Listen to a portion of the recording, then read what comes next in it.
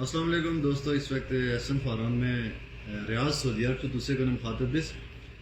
बहुत ही प्यारे हमारे दोस्त ही बेजे ने मोहतरम अदनान शेर अफसल साहब ने फरमाइश पर एक नज़म क्योंकि इन्होंने आखा कि तुसे कश्मीर भी चाहे तो दियारे गैर वास्ते नज़मों गाने से आते आज तुस दियारे गैर भी चाहे तो अपने कश्मीर ने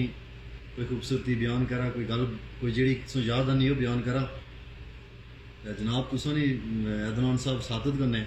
सारे कश्मीरी दोस्तों ने नज़र एक नज़म हमारे बहुत ही अच्छे दोस्त नदीम पाउंडी साहब ने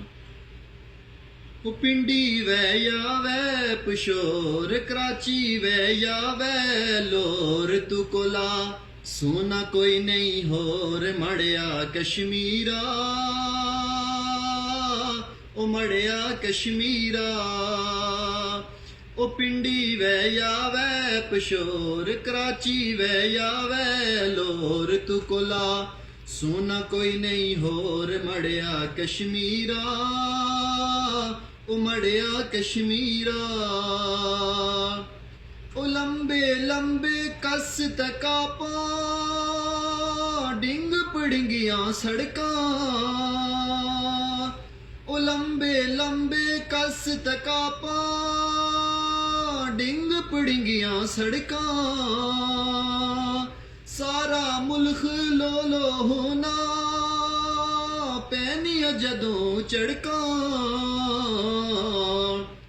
ओ डोग चमक तयो ककड़ोले जेड़े लोकां ने छुई त्रोड़े मल्ले विच पैने से रोले मड़िया कश्मीरा ओ मड़िया कश्मीरा उच्चे उच्चे चीड़न बूटे कनिया जनानियां छावां उच्चे उच्चे चीड़न बूटे कनिया जनानियां छावां हर वेले ओ बगने नाड़े ठड्डे पानिये नियां डावां ओ छपना मुल्क पैनी चोल उपरा बदले ना भी जोर टीना ऊपर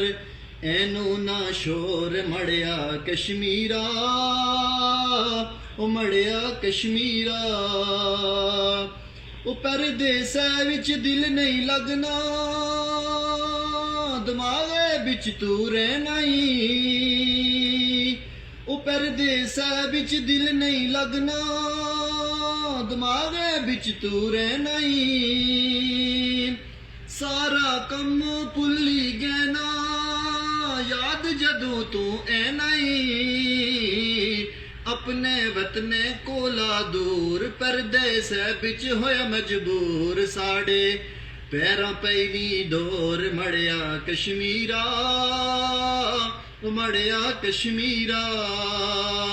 ओ पिंडी वे या वे पशोर कराची वे या वे लोर तू कोला